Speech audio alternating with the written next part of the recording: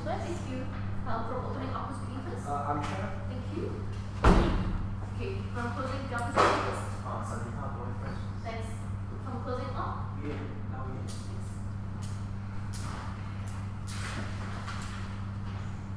So without further ado, I'll give back the challenge to the speaker council. 7 minutes here.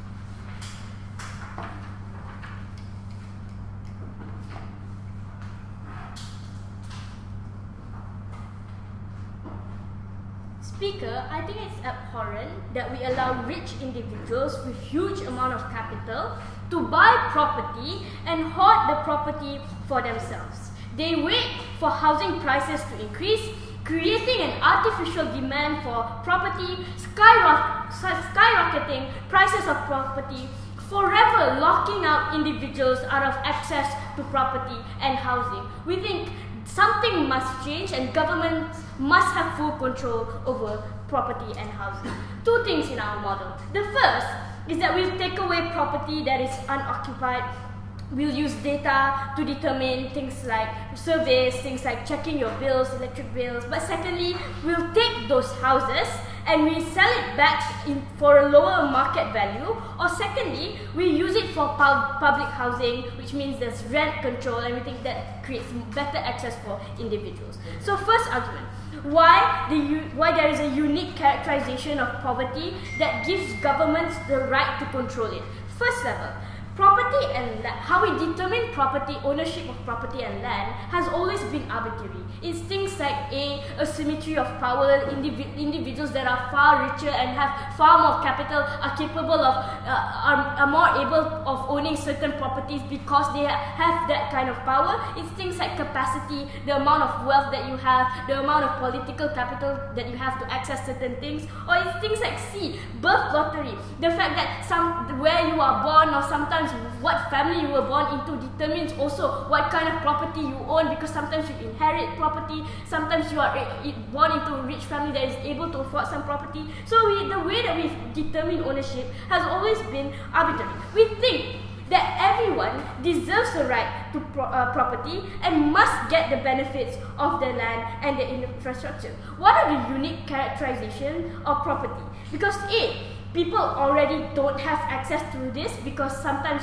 for example, especially individuals who are minorities go through historical injustices like, for example, gentrification or redlining that forever locks them out of certain neighborhoods, that forever locks them into ghettos, means that there's no access for them to access better housing.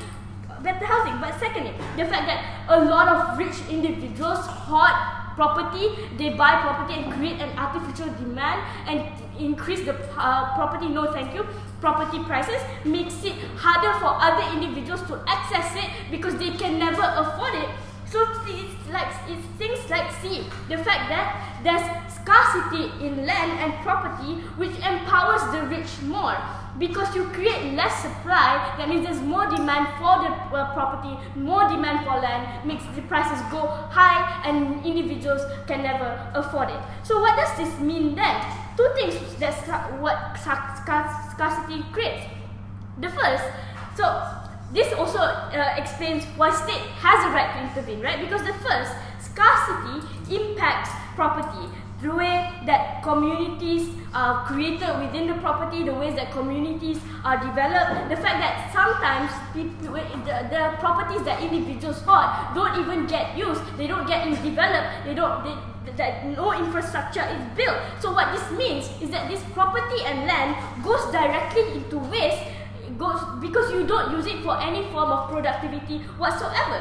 But if you change that, you take those property and you sell it back, you increase the access after you lower the housing prices, right? You open up opportunities to uplift in the communities because you create infrastructure that all communities can access. It's things like, for example, creating lower housing that in neighborhoods that have better closer to the city. That means you have more job opportunities.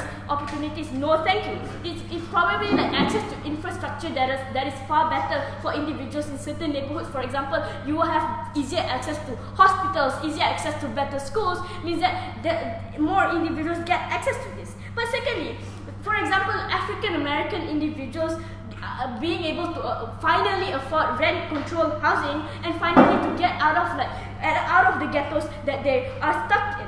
So what this means is land is scarce, and if that land is not used for something that is productive, then that is a principal harm that they must defend, and that means the state can intervene. But secondly, the fact that scarcity denies the people right access to property. We told you already the fact that minorities are often gentrified and redlined into ghettos means that they don't have access to certain things. But secondly, we argue that rich people hoard the property, and means that it's not productive. We restore that access to property at the point at which we allow individuals more to access it when we lower the prices. Before that, sure. Ma'am, why must the solution for this particular problem be you forcibly take over a person's property in comparison with setting up a policy where you only allow certain housing districts for first-time buyers only? First of all, the fact that there are already so many houses that people already hoard and people already buy means that there's a lot of property that goes unused and is unproductive, means that you must take those houses first and capitalize on it secondly, the fact that those houses are already built means that there's less capital for you to use. Anyway, so we think it's far better under our side of the house. But second argument, how is it likely that you can control those prices? It's a basic supply and demand, right? The governments take those unoccupied houses, that means there's more supply to property, that means prices go down at the point there's less demand for prices. That means more people can afford to access to housing, and we think that's far better. But secondly, why is it better that states control it? The fact that states are more accountable because they're accountable to their voters means that if they screw it up, that means their voters can hold them accountable. But secondly, the fact that there's a lot of media scrutiny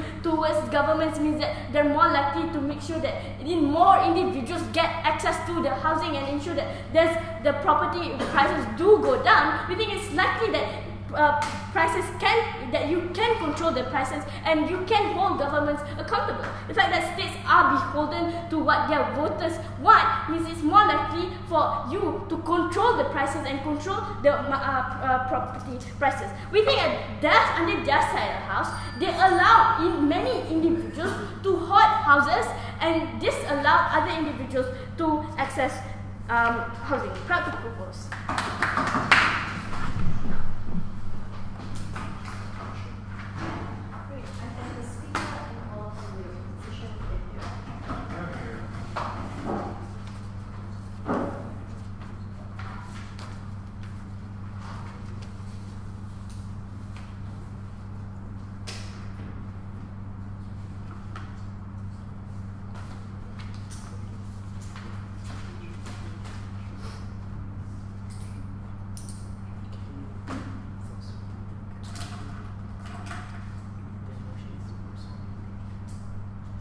Madam Chair, in order for a creation of a babysitting government to be born on site government literally dictates in regards to how I utilize my property without actually understanding the economic consequences of such action. Let's go down to their case and break it down so that we are able to really digest and whatever they are saying.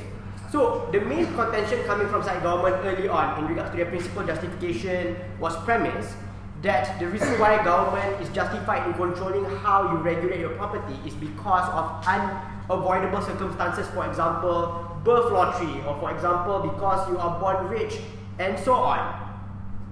Ultimately, your policy doesn't change anything at all, because if this property that most rich people purchase to begin with property at high-end areas, which are already locking out these poor people from gaining access to begin with.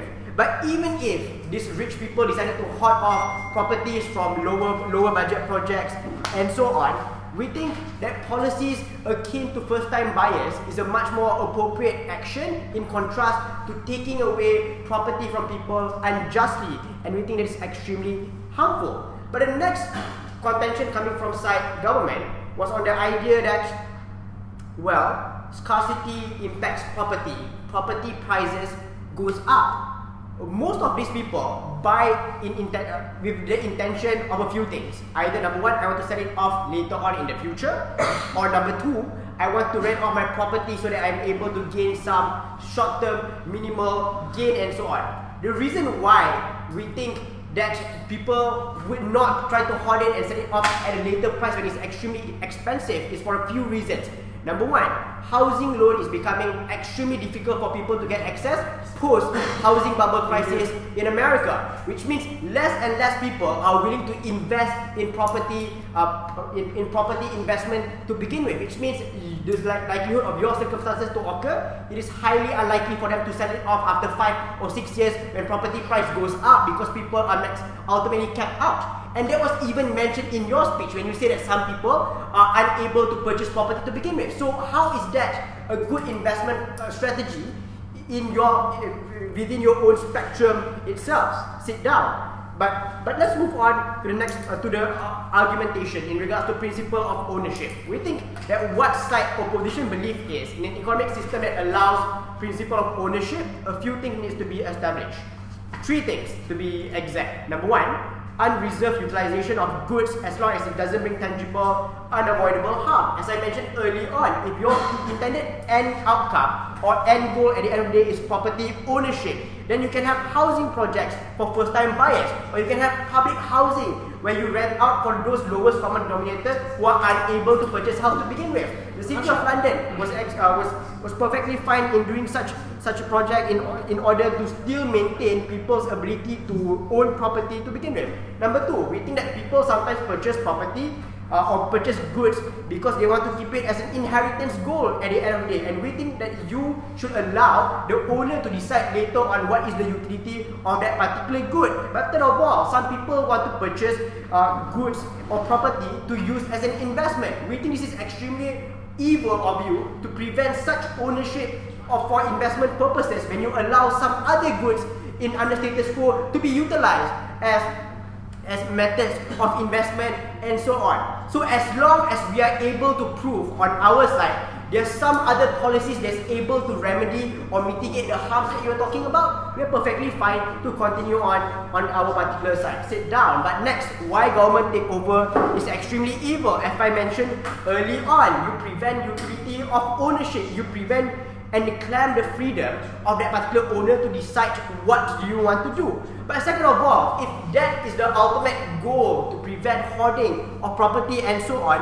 what you will ultimately create is creative ownership, like a lot of people are doing in City of London, where they create shelf companies in order to purchase bulk number of properties and registering under different number of companies to literally get away from your particular policy. So ultimately, because your policy is not as co-opting as what side opposition is presenting to this debate in regards to have a specific policies for first-time buyers, like what is established in Singapore or even in Malaysia to a certain extent, we think that's a much greater pathway for you to go do so. But third of all, like why people under current economic climate is unwilling or would not want to access or enter hoarding of property to begin with. Post-housing bubble in America, more and more people are thinking that housing is not a viable choice of investment to begin with. This is because people's inability to pay out that loan, so that will backfire on you when the house will be forcefully taken away from you when you are unable to pay out that particular loan. But on the second level, we also think that hoarding of a particular property and leaving it empty would literally mean that the price of that particular house would not even go up to begin with, because underutilization of the surrounding area where there's less demand of sprouting of mini markets or even utilities around you means you wouldn't even get benefit benefits out of it. So what people under status quo are more likely to do when they purchase property is they would rent it out. So we would think that your situation, it is either non-existent or the clarification given by you was not even like fruitfully explained under your particular side. So we think that there's no, like, you need to like identify and like clarify even more. But third of all, like, why government babysitting the usage of property is extremely unnecessary.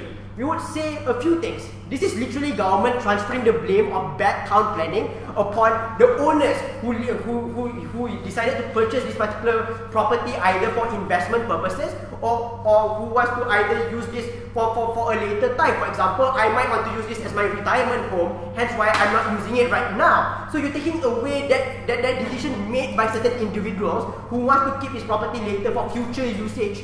And taking away that particular ability for them to enjoy the nourishment of the property that they invest and spend in.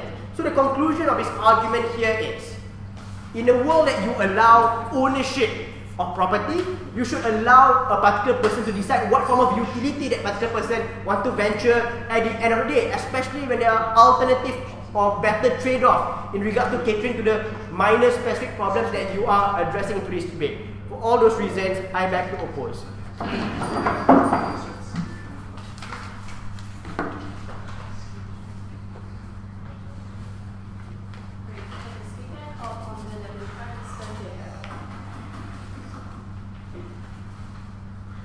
Okay. Property begets wealth.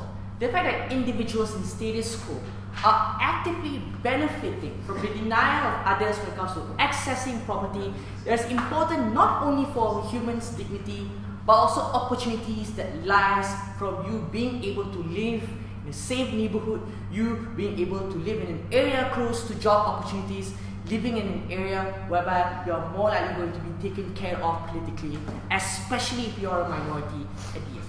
We think that the fact that this land is not used productively, not used in a meaningful way, is a principle right that we suggested must exist, that we can forcefully take those things away from individuals, even at the expense of personal liberties. I'll explain later why we can do that. But before I move on to my extension from opening, to suggest why property is the best way for social mobility and how we improve access for people in our world, a few rebuttals that I need to make.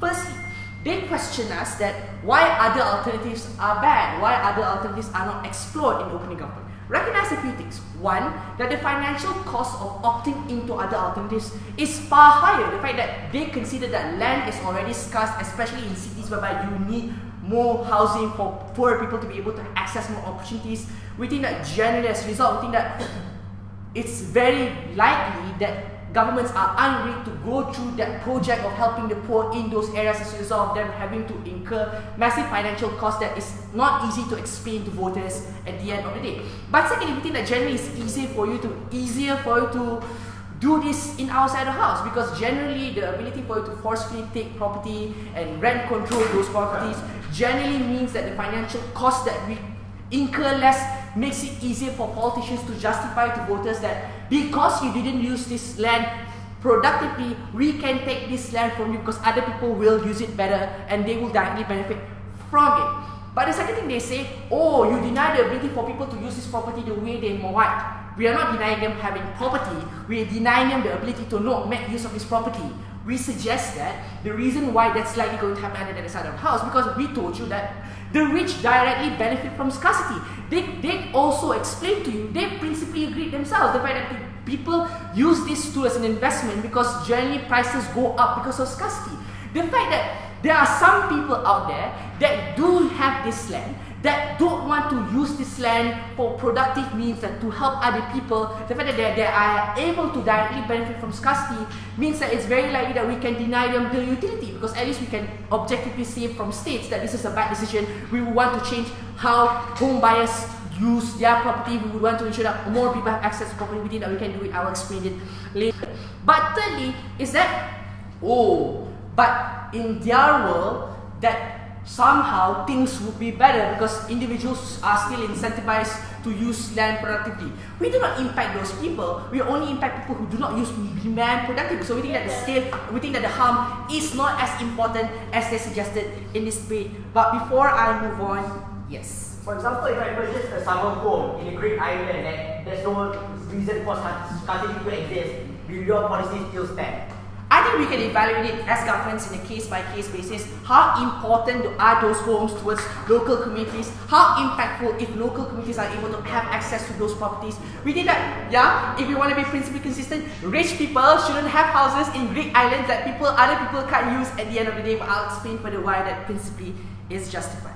So firstly, why the productivity of land and improving access to it is the best way to help social mobility.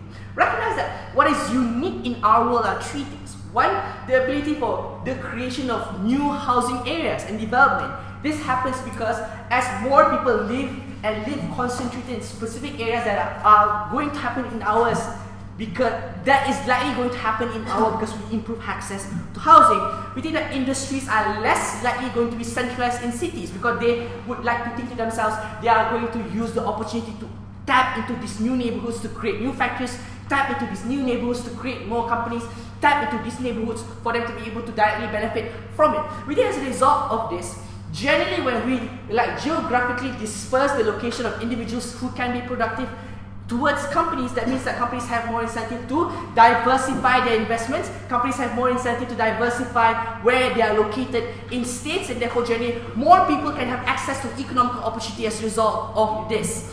But second, we think that people, once they have access to property, generally are able to access towards more choices. What do we mean by this? One, generally people who feel secure, living in a safe neighborhood whereby they don't have to go through police brutality if you're a minority, if you're not going through specific harms of gang violence, are likely going to feel secure, and therefore as a result of that security will likely engage on other things that sending their kids to school or engaging in entrepreneurship themselves because they want to profit from property by using that home as a mortgage for them to start businesses.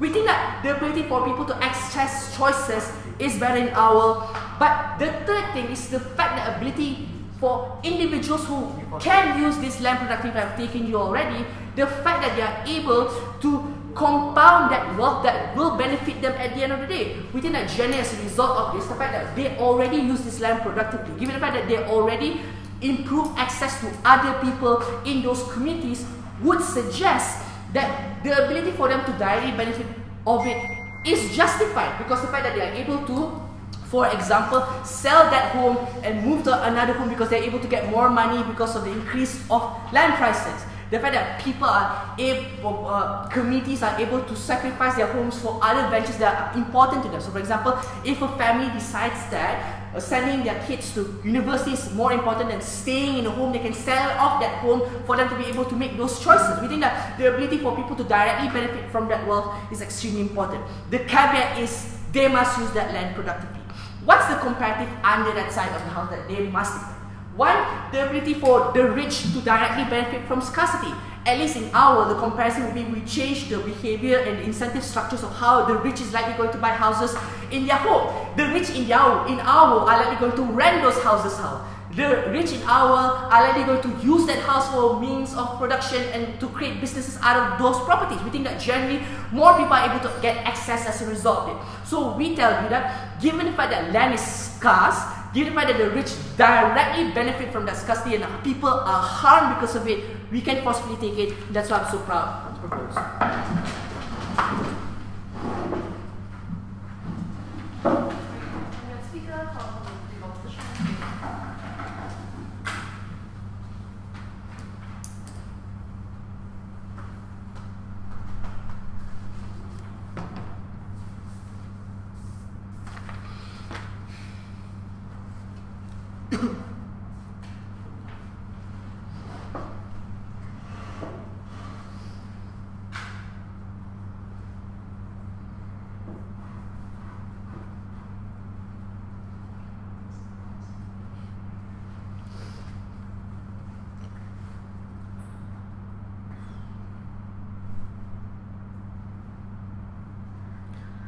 Madam Chair, the burden of side opening government as well as the government is to prove to us why this is the best method or the only method to actually solve and help the problems that poor people are facing. The goal of side or opposition is quite simple. It will be defending the property and the concept of ownership, and we'll also tell you why this very model screws over the poor people that you want to help at the end of the day. Notice that the large chunk of arguments coming from AMARAca regarding the concept of ownership and how the concept of ownership is what dictates the terms of the market and how market fluctuates, and it leads to a better economy of the day. It was not tackled by opening a government, which I believe still leaves hanging at the end of the day. But notice, till now we are yet to receive an answer as to how these poor people actually survive when they come into these places which were left unattended for more than a year. Also note that we still don't have proper answers to how this will actually work. But will the government literally give it out for free? Will the renting be less than the rental market price that already existed within the market? Or will the sale price be a lot less? Because things like this really affect the market value and real estate industry within these local areas, which will affect the poor once again at the end of the day. So it's not really beneficial for them. Rebuttals will be integrated in my argument. I'll be tackling a few stakeholders in my debate. Number one, we understand that there will be a certain amount of companies that will hold and keep certain property towards themselves in order to make sure that they can sell and resell. A few clarifications that we need to understand is that usually it takes more than a year to find the best market price, to find the best person you want to sell to, and to find the best person you actually want to rent these buildings to. Understand that companies just don't keep property for lying around for no reason, because they also have to answer to the people that usually invest in these things. But the problem is, when there are properties that are left over, it's usually in areas that are not best occupied or that can be occupied by the poor people. Understand that ghettos don't have these problems. The problems that usually have is in city areas. And we don't understand how the poor people actually be able to survive when they are put into these areas. Because assuming you lower the market value of this property to such a low extent that you allow poor people to buy it and come into this place, do understand that the price of everything around them is still expensive. The price of everything that's still that for example, school, the things like usually buying stuff from the grocery are still expensive in these areas. So it means the ability for them to survive is quite low. But secondly, if the problem is that from side government, if the problem is historical injustices, number one, government has failed to do proper town planning. Amshad told you why the failure of town planning by the government should not come at the cost of private ownership of property, should not come at the expense of you curtailing the free market. We also told you that this is not the best way to solve it. If you really want to solve it, you can introduce a policy where the first time buyers will be able to actually purchase certain amount of houses. I.e., if you have never bought a house before, or if you're a person looking to buy for a house, then you are able to be the first person to buy the particular property in a housing market that has come up. So we don't see what the problem is at the end of the day. Before I move on, opening. Yeah, sure. First thing, the first buyer thing isn't mutually exclusive. Secondly, companies want to wait 1 year to find the best person because they want to jack up the price and find the richest person to buy the person. How is that morally right? Yeah, the richest person will usually buy it because only rich people can survive in certain areas. Poor people, it's very hard for poor people to do survive. The cost of living in those areas are too high. If you really want to ensure that the poor people have some better costs, better standards of living, the government should actively invest in those particular areas where the poor are there. Find out pockets of areas where poor people are living, then introduce housing schemes for them that government can do. Because understand, there isn't a scarcity of land sometimes when it comes to the most amount of countries. There is a lot of bare land if you really want to utilize and use for government housing projects.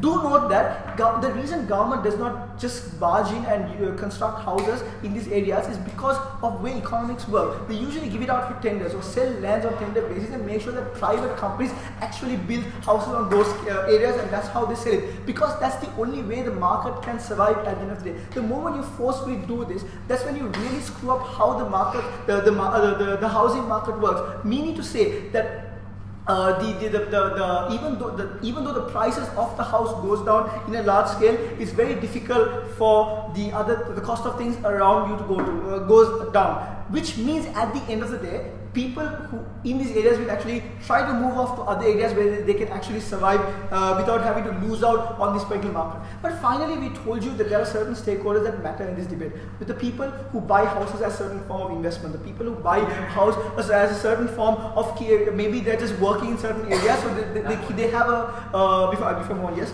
not now. So they usually go to certain areas for their working, so that means the property is still left unattended that place. We don't see why it should come at the cost of everyone. It's not a case by case basis. If you're saying if you're doing it on a particular area and if people own property on those areas, then you're causing these people problem as well. If I move on, yes, closing, sure. Housing as a form of investment is the single highest cost of economic bubbles and crises in the developed world. Why should we fuel this bubble rising through speculative land asset money? No, it's fine. We allow them to own it because that's how the free market should work. That's how property ownership works. If you are able to rise up the ladder by earning certain amount of money, then you should be able to reap the benefits of that, irrespective of the utility that the government gets. I don't see why everything out of the free market should be a utility-based thing where everyone else should be also be able to benefit. If you're not able to benefit from that, then under that principle, a lot of people can't do a lot of things under the free market concept because usually you lock out a lot of poor people, or you lock out a lot of middle income people, or you lock out the state of reaping the benefits even though you don't reap the benefits as well. This means you hinder the ability for new form of investment, you hinder the ability, or you remove the incentive structures for companies to actually come and invest, because usually a large chunk of this investment is very personal and it's very selfish towards these companies and these people. This means the ability for unilateral development of a particular country to take place is very minimum when the government takes control of the ability of these companies and individuals to actually invest in the housing, real estate market at the end of the day. But finally, if it's about town planning and city planning, we believe the government should do a better job. And that's why the model of side opening option comes into play, where we tell you don't penalize the individuals who have bought houses and who live in occupied for more than 1 year. Because we already established you that it's very hard for poor people to survive. The very people you want to protect under your model to survive in these areas, then the best outcome is to have certain areas where there's the first buyer model. It's not mutually it is mutually exclusive to side option, because that's when you allow people who have never bought a house to purchase a particular house on this place. But furthermore, then finally we believe the government can utilize certain land that is non-occupied and build housing structures within these certain areas where poor people are usually located to. For all these reasons, extremely proud to oppose.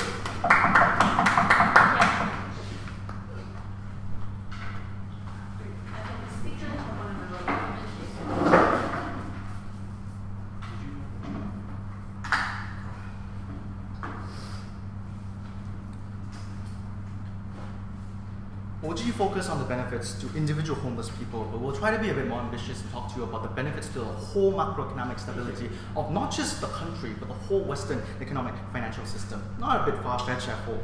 But before that, we deal with the burdens that were flippantly thrown around by the opening opposition. They said we have to defend the literal best and throw around some ragtag of 2-3 examples to the tag. No, we just have to propose that this is a reasonable solution, and if your alternatives that we propose, which I'll rebut, doesn't work, then try something better in closing. The two things they mentioned, number one is subsidizing first-time buyers, right? But number one, realize that this is something that's essentially transferring taxpayer money to the landlord to speculate in the first place. You're simply encouraging more people to buy and hoard land to increase scarcity and also lobby to defend against these types of land reclamation and housing expansion in the first place, because people continue to want land prices to rise higher. These lobbying blocks will continue to block access to these types of land holding schemes in your side of the house. And things like, for example, buying other empty, unused land, for example, also incurs taxpayer money as a subsidy for these rich speculators who then use that money to continue to lobby for more programs that increase land holding inability and increase prices for their own assets to rise, right? This is something that's already happened in England and in the West, in the US, for example, that created the housing market. On our side, on the other hand, it's a policy that I would argue will not lead to confiscation of land in most cases, and actually doesn't use taxpayer money for most cases either. You simply force most of these people who are currently holding it for speculative value to either sell it, in which case they get their property prices back, or open it up for rent, decreasing rent further and improving accessibility to the housing market. No taxpayer money being spent, economic and market mechanisms on our side. On their side, they're the nanny state, they're the one that's more inefficient and much less feasible, much less likely to pass for things like, for example, fiscally conservative and very, very stingy types of legislatures, even less feasible and less effective. Two things that I want to talk about. The first one, how this is a much more efficient way to generate housing equality, and second, how it has the immense macroeconomic benefits I talk about.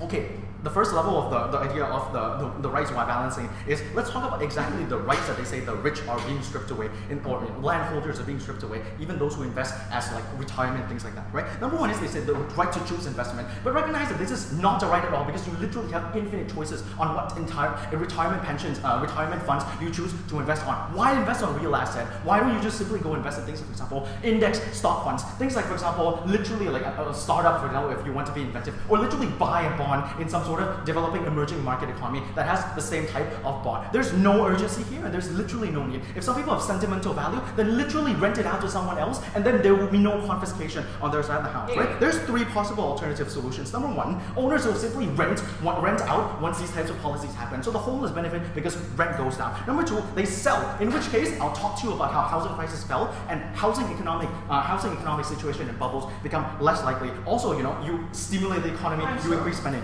or you lead to confiscation. I feel this will hardly ever happen, because like, as a rational person, right, why would you ever let it go down to confiscation? All these things are all in line with things like housing regulation that forbid you from, for example, building certain types of structures in, say, for example, reservation land, or in Paris you can't build industrial structures in the middle of a skyline that will pollute other people's rights to a view, for example. All these things are already undergone, all these things are already policies that are consistent with rights and privileges that other landowners have. Closing, if you have anything. No? No. Closing, you have anything? Sorry. Never mind then. I'll go on and you can interject me at any time. About the immense economic benefits on the macro scale, right? 3 levels. The first one, how this reduces speculative ownership of real assets. At the same time, it's a problem that they talked about exists, right? Widespread homelessness, things like that. Up to 1/10 of homes in the UK, and not just in poor areas, but both rich and poor area, right? Because these people who are mostly owning like 3, 4, 5 properties, and these 3, 4, 5 properties hold on for 5 years, 10 years or more for speculative reasons, right? Like they say already as a form of savings, right? They don't try to rent it out because often that involves a lot of things like controlling the behavior of the rent, things like drawing lasting legal documents and things like that, complying to regulations. So many of them just simply let it sit because the rising prices of property gives them more returns than the bothering of renting out things to often low-income people. And often these are the very, very low-income neighborhoods, right? Because they're anticipating, for example, in low-income Gombak, for example, in the future LRT lines will cut through, so we buy up a lot of these lands in anticipation that future development will happen, and then homeless people are locked out now and they benefit in the future after their lobby development project happens. That's why things, for example, East End London, things like that, much longer than development takes place. You see whole housing complexes that used to be inhabited by the poor turned into these types of eventually gentrified neighborhoods that whose sale just simply benefits the landholders. The same way in the gentrification of Brooklyn, for example. All these things doesn't happen because they're just evil people, of course. It happens because there's a problem of housing rates, speculation going too far, and people don't go into other sort of sectors for these types of investment. On the second point though, on how this is problematic and how our policy decreases the risk of these disastrous housing bubbles, right? By 2 reasons we decrease the risk. Number one is like the selling I described, how more people will sell to avoid confiscation, suppressing the price down. And secondly, the lowering of rental rates, again because more people rent out, and again suppressing the expected returns and decreasing the rent. That means that people are less likely to invest their wealth into these forms of housing estates, and instead into things like, for example, startups, things like national bonds, things like, for example, just literally spending money into consumption and stimulating the economy that way. You decrease the systemic risk when housing bubble prices rise too high, and eventually, like in 2000 crash, in 2011 in Spanish and Irish markets crash, or in Greece or in Japan in 1991, all of which caused disastrous loss of savings for the very people you try to defend. I'll again take closing. If you have nothing, I'll take you. So you tell us that basically taxes are far more harmful for the economy, but when people know that you don't even respect property rights, that you're willing to compensate literal property that you've purchased rather than doing more conventional means of taxes, then how is that better?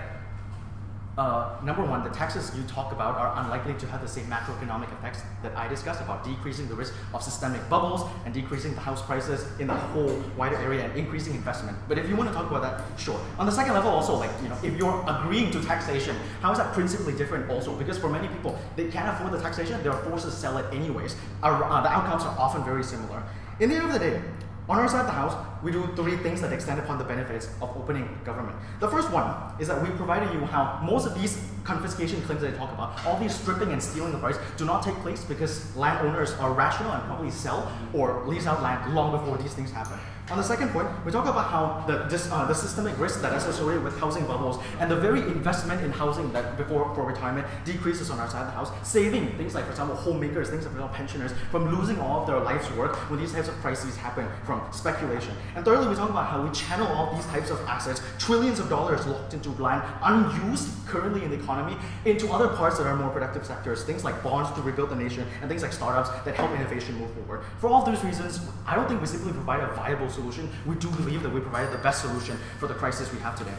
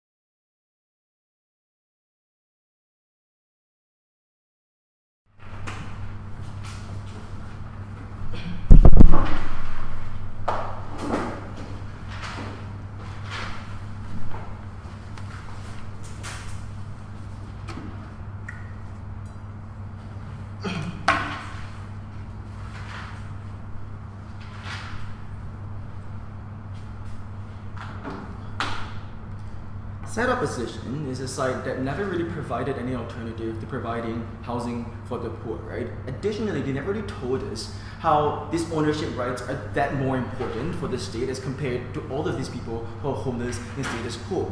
The entire case likes to masquerade all of these problems and calls it justice. Right? We are very unsure what is exactly just about their side. Maybe the object speaker can provide a criteria to what makes them just, right? But essentially what they argue about is firstly, backlash in the market, and secondly, about backlash within the political sphere as well, right? I will deal with all of those in my substantive and show why those things don't hold water at all in this round.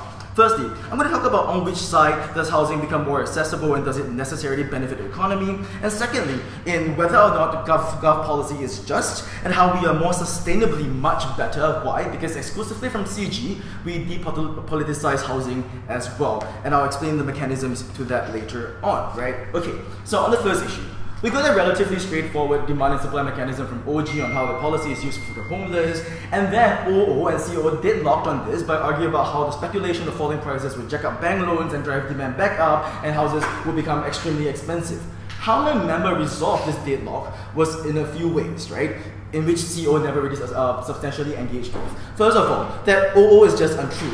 The sudden flux of housing property is a lot more immediate than the speculation they argue on their side, which is a lot more long term. Therefore, the price increase they argue will still be a lot more slower than they assume. The benefit of this is that in the status quo, many more people will still get houses anyway on our side. We think that's a net benefit to consider, right? But secondly, even if the market eventually does make housing more expensive, the simple fact that there's an increase in the available places for rent would already mean that rent prices will decrease. We think housing still, in this circumstance, become more affordable in our world.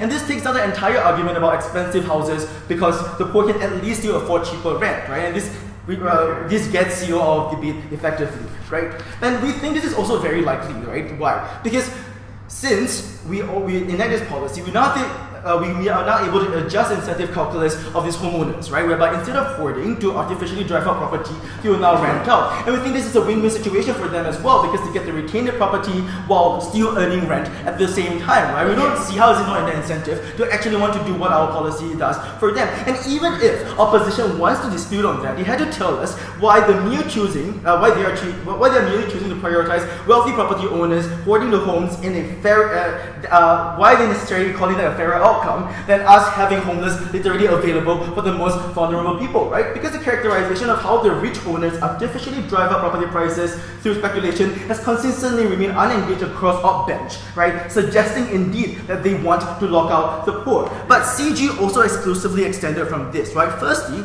we told you that we reduce the incentive for speculative pricing. Pricing why? Because the market is no longer viable for investors, right? That is to say, the likelihood of them making profits is just much lower because prices have been driven so low, right? But secondly, on the macroeconomic scale that we're very unengaged on their side, is that we drive investments away from property and into a lot more startups and innovation because those are the next biggest market aside from property itself, right? We think we lead investments to go to a much more productive direction. We don't know what they disagree about, sit down, right? But I, in my web speech, will now extend from this even further and argue on how these policies not only is not only just, but also removes the political barriers that deny homes from the homeless in this very second clash I'll deal with now. But before the second clash, yes. Sir, do you think it is principally just for government to punish homeowner because of their past policies? Yes. I will deal with that right now. Okay, so this is my second clash. Opposition bench argued that our policies are unjust because of something called property rights, which he never really explained, right? Look, the duty of the state isn't to protect all rights, right? Rather, the state exists to balance the aggregate of rights in the society.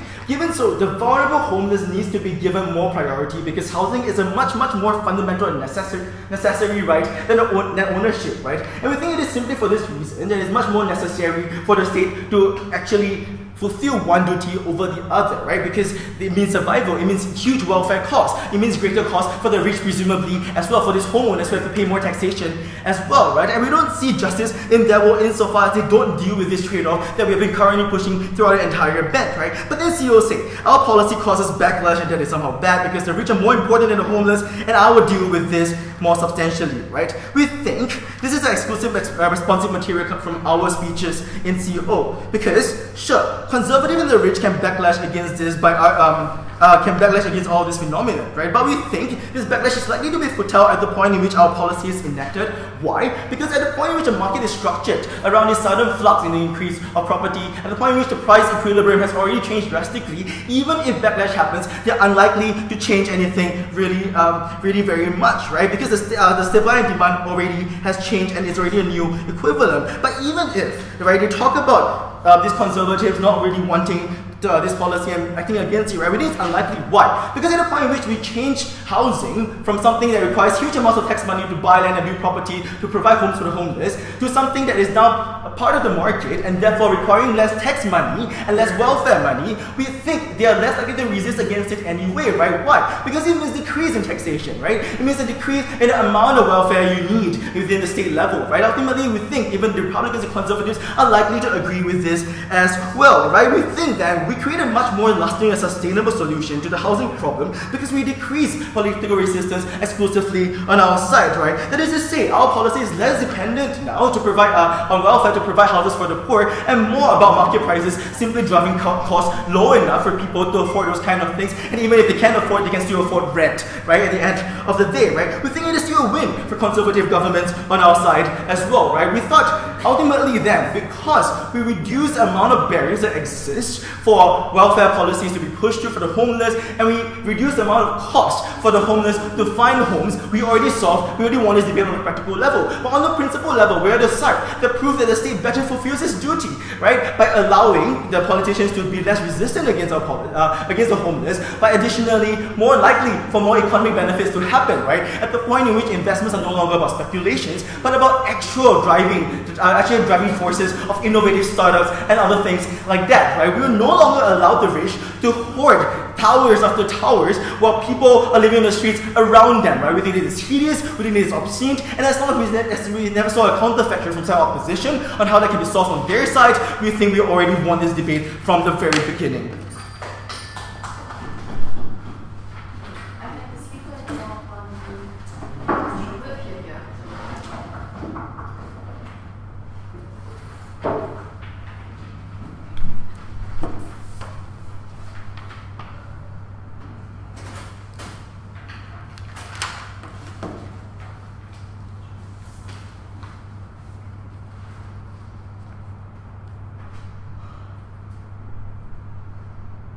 Ultimately, this debate has boiled down to two main things. Firstly, who can actually protect the poor better? And secondly, who can ensure the economy? There's also a principal argument that I will be discussing if I have the time, but let's jump into the most interesting thing that side closing opposition was able to bring to this debate. What exactly do the poor need, and are they actually catering towards that? So the first thing that they tell us is that they tell us that homeless people are the ones who need rights the most, right? I think it's reasonably okay to acknowledge that homeless people do deserve the right of homes. But the thing is, the very solution that they are constantly emphasizing is this idea that the prices are going to lower and they're going to be able to rent it out. If homeless people are truly incapable of actually even purchasing a home, then simply a decrease in price of 10,000, 20,000 is not going to benefit the homeless people. It's not even going to benefit the poor people. It's more likely to benefit the middle class who want these types of high-class bungalows. And we tell you that just because you've elevated the middle classes, they are not the people who actually need it. You are not allowed to confiscate property just to benefit the middle class. So you can't just nod your head when I say that we're going to give it to them instead. We tell you instead that what you are doing is you're not actually resolving the problems, whereas that's why our solution comes in.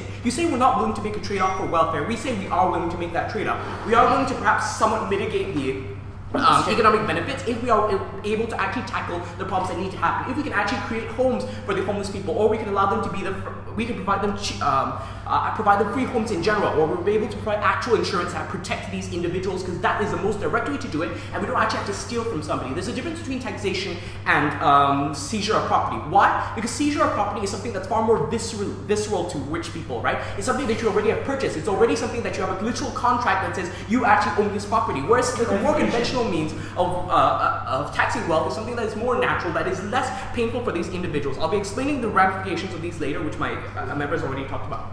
Opening. Okay, so given the fact this policy exists, it is very likely that this policy can incentivize home developers to probably create more affordable products rather than the high-end homes that we talk about, in ensuring that those property will be taken by the government.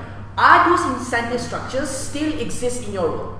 Okay, I'm going to mention this more deeply in my economics discussion, but okay, the basic thing is, although in the short term we understand that yes, maybe a lot of people will be able to get into maybe some slightly lower class people will get into these homes. In the long term, what is the incentive for companies to build any more homes? What is these incentives? You say that, okay, they just lower the prices, then magically they're going to acquire all these goods, but poor people have never been a major buyer of houses. It requires a lot of resources to be able to build houses. You require a lot of investors. What are the demands that are actually stimulating the market? It's people who want to buy multiple homes. It's people who want to buy big and fancy homes. It is people who want to, foreign investors who want to buy into these. It's people who want to start businesses. But when you disenfranchise all these groups, yes, maybe there's a portion of people that will actually get homes because they decrease prices, but we tell that overall there's going to be a far greater scarcity because there is absolutely no incentive to create profitable homes, and that overall the businesses are going to die down. There's going to be a higher scarcity when there is no more incentive for them to create any homes in general, because there simply are not enough profits to be able to give it to be able to sell houses to homeless people or extremely poor people. And on top of that, that will be catering exactly to the gentrification you're talking about. They will literally just build homes in ghettos rather than relying on the poor people to get where they actually want to go into these fancier neighborhoods, right? Sit down. So we believe that already contradicts your case as a whole.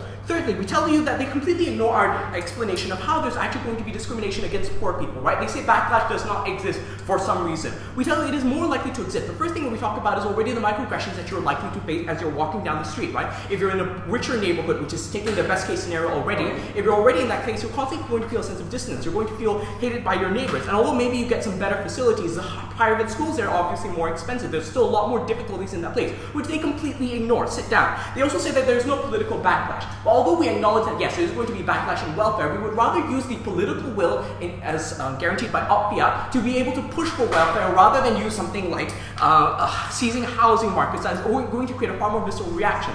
Into the economics argument, right? First, sit down. First response. They say the op must be a welfare state. We say that a nation that does conventional methods like a few more taxes on the wealthy, who provides urgent necessities, is far more important and is less terrifying than actual confiscation. Why? Because the thing is, this is going to break the trust of investors. You have to recognize, as my member already told you, that this is beyond just local. There's also some foreign investors. Actually, no, local and foreign investors, right? But we tell you that the fear of escalation, when you already are going to deny the necessity of property rights, when you're already going to seize people's property simply because some poor people want access to it, and you can maybe decrease prices and some weird economic things, we tell you that there's overall going to be more fear. If the government is allowed to violate these things rather than simply increase taxes, which is confiscation is something that's very unheard of, that's when people are more likely to be scared into buying anything that is profitable for them. That's when the economy is also going to weaken. And then the closing opposition sit down says that this idea of how we're going to be able to avoid another economic bubble, right? Because somehow, we're going to have that speculation. Maybe in the long term we can consider that. But the thing is, the very instance in which you do this, in which there is already a reasonably sized bubble regarding housing, we tell you that this is going to be even worse. When you literally tell people we can seize your houses if you don't manage to fit in a 12-month time frame, everybody's going to sell their houses away. The very narrative that they're going to rent all their things away at a cheaper price is a very narrative that means that there is going to be an economic crash. Perhaps not as large or as large scale as the previous one, but we tell you there's still going to be a major economic crash that's not healthy for the economy. So you can't just dodge those bullets by saying we're going to shoot ourselves in the foot before anything shoots us. Yes, please. Is the rich just so afraid of seizure and all these things that you're talking about? Why can't they just rent out their homes and still reduce homelessness? They can just rent out their homes. So the thing is, they clearly, if you paint the rich as this evil, why would they want to sell out their homes for free? If they were really trying to dodge the governments who are trying to pay it. I'm sorry, I don't understand your question, but I don't believe it makes much sense. Moving on. Into the third argument, right? Which is another exclusive benefit that we argue to you, is the idea of government scapegoating. Because although we acknowledge, yes, the scarcity and the rich are something that they are harmful, it is not intentional harm against the people. And it's not like, and instead, governments have an actual responsibility to the people. They're actually elected by the people. They actually have the power to create the welfare, to create insurance, to actually create important things like healthcare for these poor people who they would obviously want more. Even a homeless person would probably ensure that they can get better health and better safety than just a house that does not provide them the chance to life, right? We tell you that when the government is able to scapegoat and to create narratives in media and focus all this attention upon rich investors and speculators rather than actually taking a look at how do they fix the endemic problems within the society, we tell you you're not actually remedying the problems, you're simply saying that something is wrong here and we're going to fix that, we're going to waste all the political will possible when we could have been doing something that actually caters to them far more possible. And even if thousands do manage to move into these houses simply because the rent is lowered, we tell you the governments have squandered the potential to address long terms. We tell you that your backlash is generally going to be worse because welfare is conventional, not a seizure of private property. And also, right, and overall, we're exceptionally proud to oppose.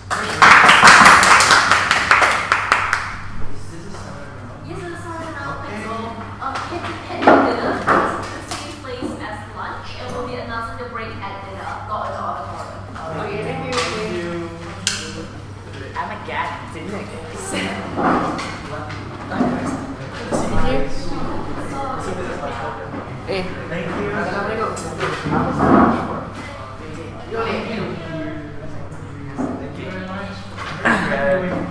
See. Hello? I think that's what you. Yeah, we've met. It's a video, right?